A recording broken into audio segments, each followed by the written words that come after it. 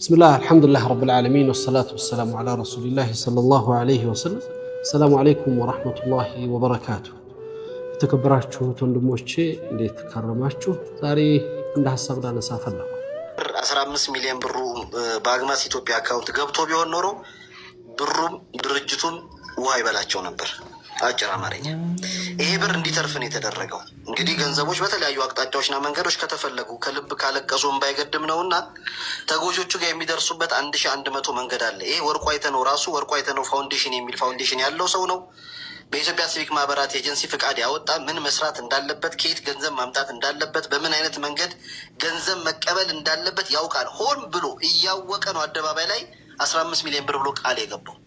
ሆን ተብሎ ነው ያውቀዋል። ምክንያቱም ራሱ ፋውንዴሽን ያለው ሰው ነው። ራሱ የእርዳታ ተቋም ያለው ሰው ነው። የእርዳታ ተቋም ገንዘቡ ከየት መጣ እንዴት መጣ ተብሎ ኦዲቴብል የሆነ ኦርጋናይዜሽን እንደሆነ ወርቁ ራሱ ያውቃል። ሆን ብሎ ነው አደባባይ ላይ እችን አጀንዳ ያመጣት። መጀመሪያ ሊሰመርበት የሚገባው የአግማስ ኢትዮጵያ አመራሮች ብስለታቸውን፣ ተራማጅነታቸውና ለቆሙበት ማህበረሰብ ታማኝ መሆናቸውን ያሳዩበት አንደኛው ትልቁ ነገር ይህንን ብር አልቀበልም በእኛ አካውንት አደራችሁን እንዳይገባ ብለው ፈጥነው መናገራቸው 15 ሚሊዮን ብሯ እንዳትወረስ ትልቅ ትልቅ ትልቅ ኃላፊነትና የተሞላበት ስራ ነው የሰሩልን። ስለዚህ ይህችን ብር ጋሽ ወርቁ ያውቃል። ከዚህ ጀርመን ሀገር በመንግስት ሲፈለግ በተለያዩ ወንጀሎች በኤርፖርት አድርጎ ወደ ጀርመን ሲገባ መግቢያ መውጫ ቀዳዳውን ሾልኮ እንዴት እንደወጣ ያውቃታል። ስለዚህ ብሯንም እንዴት ወደ እነዚህ ተጎጂዎች ውስጥ ለውስጥ ማድረስ እንደሚችል እያወቀ ነው አደባባይ ላይ የወጣውና አግማስ ኢትዮጵያ ይህ ብር እንዳይበላ ውለታ ስለዋለ አንድ በጣም ልናመሰግናቸው ይገባል የሚል ሀሳብ አለ። ሌሎቻችሁ በየዋህነት የምታነሱት አንድ ሀሳብ አለ። ምንድነው እሱ? ምን ችግር አለ የተራበ ሰው ቢበላ? ምንም ችግር የለውም። ምንም ችግር የለውም። ማን ከለከለ? አግማስ ኢትዮጵያ የተራበ ሰው አይብላ አታብሉ ብሏል? አላለም። ከየትም አምጪ ብሩ ችግር የለውም። ከምንም ይምጣ ዋናው ሰውነት ይቀድማል። አዎ ሰውነት ይቀድማል። ምንም ጥያቄ የለውም። ይሄንም የተቃወመ ተቋም የለም። ግን እኔ አንድ ጥያቄ ነው የምጠይቀው።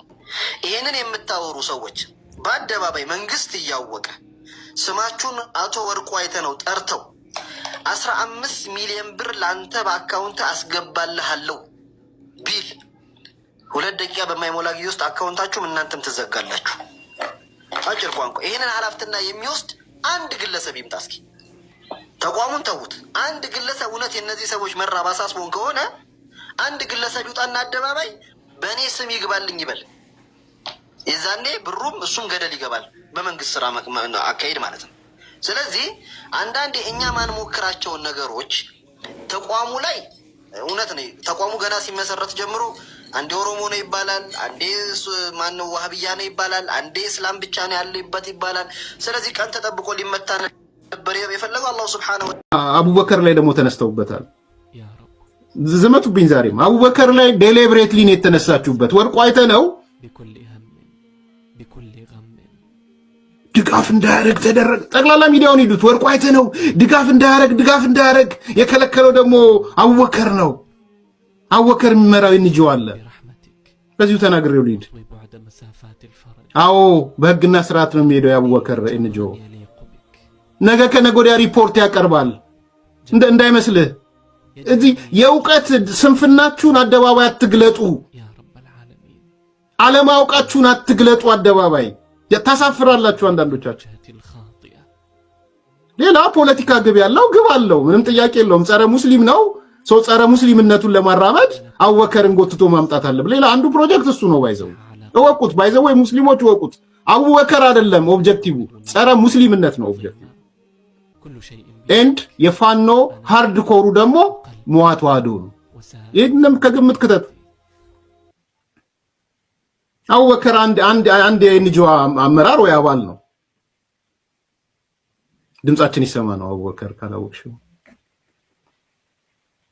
አሁን ከፕራይም ሚኒስትሩ ጋር ቅርብ ነው ምናምን ስለሚባል ጠቅላይ ሚኒስትሩም አቡበከር ብለው ስለሚያነሱ ምናምን በቃ ኦኬ ታርጌት እናድርገው። እንዴት 15 ሚሊዮን ብር ወርቁ አይተነው ደግፎ አልቀበልም አለ።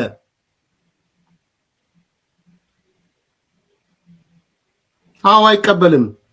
ነገ ሪፖርት ሲያደርግ ምን ብሎ ሪፖርት ያርግ?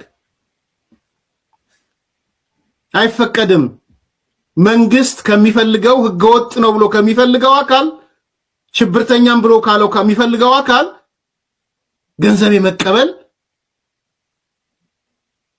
ስልጣን የላቸውም። ኤንጂኦዎች ሪፖርት ያደርጋሉ። እንዴ አገሪቷ ህግ አላት። የኔ ወንድም ባፈተታ አትሄድም። ሶ at the end of the year የናቡበከር ድርጅት አመታዊ ሪፖርት ይዞ ይሄዳል። የት መንግስታዊ ያልሆኑ ድርጅቶች ማስተባበሪያ ጽህፈት ቤት ሄዶ የተሰበሰበው ይሄ ነው፣ ከነከለ የሰበሰብኩት ይሄ ነው፣ ከዚህ ያገኘሁት ይሄ ነው፣ ይሄኛውን አወጣሁት ይሄ ነው፣ ሪፖርት ያቀርባል። ሪፖርት ካቀረበ በኋላ ከየት አመጣኸው ይጠየቃል። እኔ ያወከር ጠበቃ ልሆን አይደለም፣ ዘመቻውን ስላየሁት ነው። መሰረት በደንብ ዘመቻው ገብቶኛል። እኔ ገብቶኛል። ምን ርህራሄ ቢኖረው ኖሮ ወርቁ አይተነው ጦርነት ይቁም አይልም ነበር። ትልቁ ስራው ጦርነት ማቆም አይደለም? አማራ ክልል ረሃብ ቢኖር ችግር ቢኖር የጦርነት አይደል እንዴ? አሁን ሌላ ነገር ውስጥ መግባት አልፈልግም። ከዚህ ባለሀብቱ ጋር ተያይዞ ያኔም የአምባቸው ግድያ ጊዜ በነበርኩበት ሚዲያ ያለው ጭቅጭቅ ይበቃል። እዛ ጋር ባቆም ይሻላል። ሌላ ጊዜ ታሪክ ይፍረደው እሱ። ጎንደሮቹ በእርግጥ በደስታ ያዩታል። እንትና ወርቁ አይተነው ጠይቄ ግን ልለፍ። የጎንደር ሰዎች ወርቁ አይተነው ላይ ፖዚቲቭ ስሜት አላቸው? ተውት። አሁን የጠቅላይ ሚኒስትሩን ተውት፣ ብልጽግና ምናምን ተውት፣ ኦህዴድ ምናምን ተውና የጎንደር ህዝብ ወርቁ አይተነውን በፖዚቲቭ ያየዋል። በቃ እሱን ብቻ መልሱ። የጎንደር ኤሊት ማለት ነው።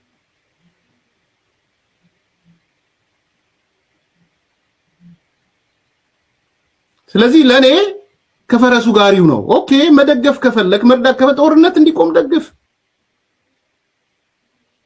አስቁም ጦርነቱን። በዛ ያለ አቅም ካለ ጦርነቱን አስቁመው።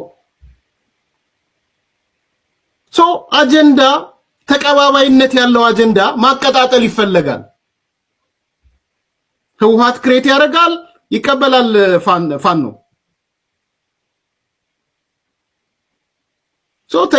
የግድ ነው፣ አሰራር ግድ ነው።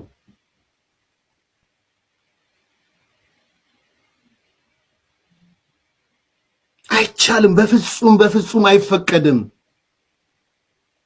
ከሽብርተኛ ድርጅት ብለህ ወይም ከሽብርተኛ ከጠረጠርከው መቀበል ድርጅትህን ብቻ አይደለም የሚያዘጋብህ፣ አንተም ትታሰራለህ። እና እንዲታሰርላችሁ ነው አቡበከር ዛሬ ከጠቅላይ ሚኒስትሩ ጋር ደህና ስለሆነ ተው ይባላል ብላችሁ ነው? አይደለም፣ እንደዛ አይደለም። እንዴ እናስብ እንጂ አይምሮ ይኑረን። በተለይ አብሮ ይሄ መናጆ የሆናችሁ ሰዎች፣ ጅራሬ የሆናችሁ ሰዎች ቆም ብላችሁ አስቡ።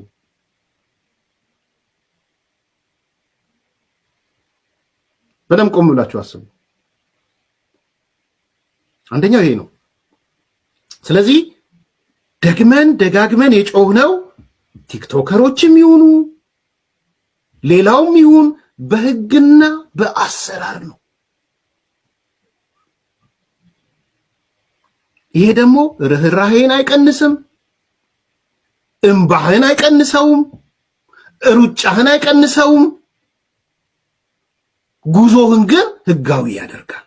ህጋዊነት ርህራሄነትን አይቀንስም። ህጋዊነት ሴንስ ኦፍ እርጀንሲን አይቀንስም። ብስሚላህ አልሐምዱሊላህ ረብል ዓለሚን ወሰላቱ ወሰላሙ ዐላ ረሱሊላህ ሰለላሁ ዐለይሂ ወሰለም። ሰላሙ አለይኩም ወራህመቱላሂ ወበረካቱ። የተከበራችሁት ወንድሞቼ እንዴት ከረማችሁ? ዛሬ እንደ ሐሳብ ላነሳ ፈለኩ። በሰሞኑ እንዲሁ ሚዲያዎች ላይ አንዳንድ የማያቸው ነገሮች በተለይ በጋራ ማንነት ውስጥ በአብሮነት እሴታችን ላይ መጥፎ አሻራቸውን የሚያስቀምጡ ከፍቅር፣ ከመከባበር፣ ከመተሳሰብ፣ ከአብሮነት ይልቅ መገፋፋትንና አላግባብ የሆነ መጠራጠርን ለመጥፎ ነገር የሚጋብዙ ስሜቶችን ማዳበርን የሚፈጥሩ እሳቢዎች በተለያየ መልኩ ይንሸራሸራሉ። አላህ ሱብሓነሁ ወተዓላ እዚች ምድር ላይ እዚች ሀገር ላይ ሁላችን እንድንገኝ ሲፈቅድና ሲፈጥረን እንግዲህ በጋራ አብሮነት እሴት ውስጥ እንድናልፍ ሁላችንም በተለያየ ማንነታችን ውስጥ ተከባብረንና እውቅና ተሰጣጥተን እንድንኖር አንዱ ሌላውን ገፍቶ የበታች አድርጎ አንደኛው አሸናፊ ሌላኛው ተሸናፊ አንደኛው ገፊ ሌላኛው ተገፊ ሆነ እንድንኖር አይደለም። ሁላችንም በጋራ በአብሮነታችን ውስጥ አብረን እንድንኖርባት በተፈጠረችው አገር ውስጥ በመከባበር እውቅና በመሰጣጠት ብዙ አብሮ ሊያስጉዙን በሚችሉ ጉዳዮቻችን ላይ መተባበር እንደ ሀገር ሀገርን እንደ ማህበረሰብን እንደ ሰላማችን ሊያስጠብቁ በሚችሉ ጉዳዮች ላይ የጋራ ስራዎችን ልንሰራባቸው የሚገቡ ጉዳዮች አሉ። በተለይ በእምነቶች መካከል ያለ መከባበርና እውቅና መሰጣጠት ከምንም በላይ ትኩረት ሊሰጠው የቤተ እምነቶች ልዩ ትኩረት ሆኖ እነዚህን ነገር በማስረጽ ላይ ሊሰሩ ይገባቸዋል ብዬ አምናለሁ። እስልምና ከሌሎች እምነት ተከታዮች ጋር በምንኖርባቸው ሂደት ውስጥ ያስቀመጠልን እሴት መርህ አለ። በክርስትና እምነት ውስጥ ያሉ ወንድሞች ወይም እህቶች ወገኖቻችን እንግዲህ በሰውነት የምንጋራው ማንነት የወገንነት የወንድማማችነት መገለጫ ያለንና የጋራ አብሮነትና የጋራ ሀገር ውስጥ ደግሞ ከዚህ ምድር አብረን ፈልቀናል። በዚህ ሂደቶች ውስጥ በሚፈጠሩ ጉዳዮቻችን ውስጥ እውቅና ተሳተን ተከባብረን እንድንኖር ይፈልጋል። እስላም ይህንን መሰረት አድርጎን ነው ቁርአን ውስጥ በትልቅ መልኩ አንስቶ በምዕራፎች ውስጥ ገልጾ አህለል ኪታብ እያለ እነዛን የመጽሐፉ ባለቤቶች እያለ በዚህ ቃል እየጠራ ለተጅደን አቅረበሁም መወደተን ለለዚነ አመኑ ቃሉ ኢና ነሳራ ይላል። እነዛ ለእናንተ ቅርብና ተወዳጅ የሆኑት እኛ ክርስቲያኖች ነን ያሉት በውስጣቸው ባህታውያን መነኮሳትና ራሳቸውን ለእምነት ያገለሉ ያላችሁ ሰዎች ለእናንተ የቀረቡ ወዳጆቻችሁ ናቸው ይላል። ወዳጅ አይገፉትም፣ ወዳጅን አያስከፉትም፣ ወዳጅን አይበድሉትም።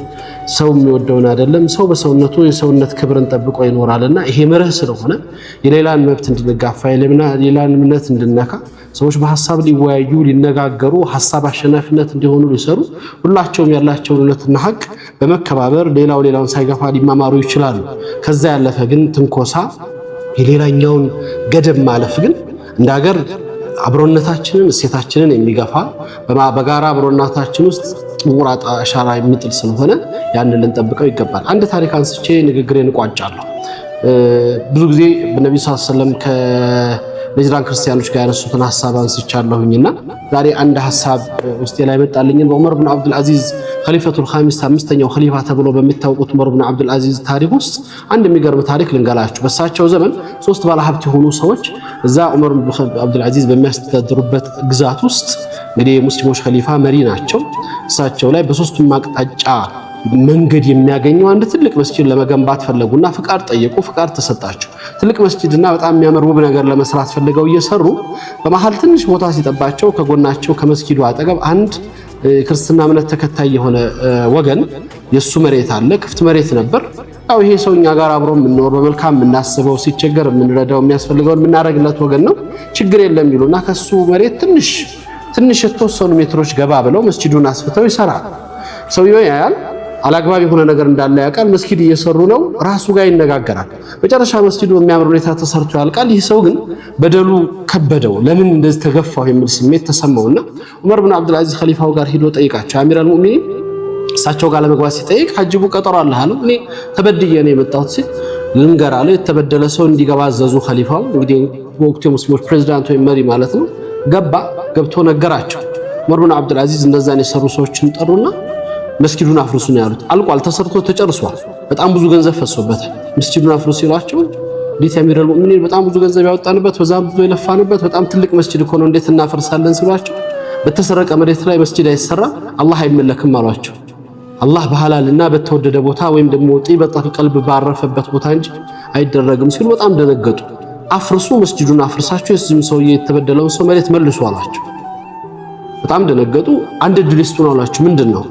በቃ ሰውየውን እንዲሸጥልን ጠይቀው አንድ ቀን ሰጣችኋለሁ። ሰውየው ተቀብሎ ከሸጠላችሁ እሱ ፈቃደኛ ከሆነ እሱን ፈቃድ ካረጋገጡ መስጂድነቱ ይቀጥላል፣ ካልሆነ ግን ነገ መስጂዱ ይፈርሳል ነው ያሉት። ምንም ሌላ አማራጭ ሐሳብ እንኳን አላቀረቡ።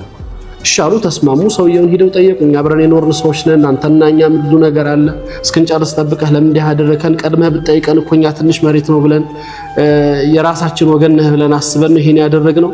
ስንት እንክፈልህ አሉት። የመሬቱን ያጠቃላይ መሬቱን 3 እጥፍ ጠይቃቸው ሲል በቃ እንከፍላለን አሉት።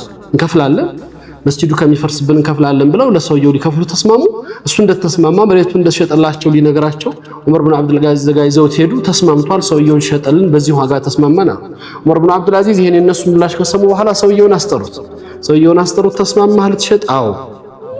የሸጥክላቸው በጫና ፈጥረውብህ ነው ወይስ ደግሞ ባንተ ፍቃድ ነው? በፍቃድ ነው። አሁንስ የሸጥክላቸው ገንዘብ አስፈልገው ነው? ገንዘብ አስፈልገው ከሆነ አንተ ተቸግረህ ማኖር፣ እኛ በመናስተዳድረው መሬት ውስጥ አንተ ተቸግረህ ማኖር እምነታችን ስለማይፈቅድልን ገንዘቡን ይሰጣሃለሁ፣ እነሱ ያቀረቡትን ጥያቄ ግን ውድቅ ማድረግ ትችላለህ አሉት። አስቡት እንግዲህ መስጊድ ለማፍረስ የሱን የገንዘብ ጥያቄ ለመመለስና ለመሙላት በፍጹም አለ። የምፈልገውን ያቀረብኩት በመፈልገው ዋጋ ስለተስማማን ተስማምቼ ነው አላቸው። ስለዚህ እንደዛ ከሆነ መስጊዱ ይቀጥላል፣ ግዢው ይፈጽማል አላቸው። ያ ዑመር ኢብኑ አብዱልአዚዝ ኸሊፋው አላቸው፣ ይሄ አንተ የምታረገው ነገር እምነትህ የሚያዝህ ነው አንተ በራስህ ሐሳብ ነው ሲል እምነትህ የሚያዝህ ግዴታዬ ነው አሉት።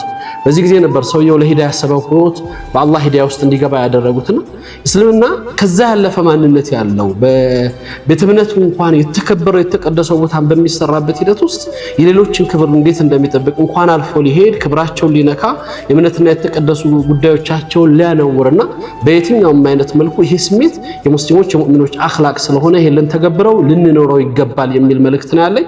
አላህ ከሚጠቀሙበት ያድርገን። ወቢላሂ ተውፊቅ። ወሰላሙ አለይኩም ወራህመቱላሂ ወበረካቱ።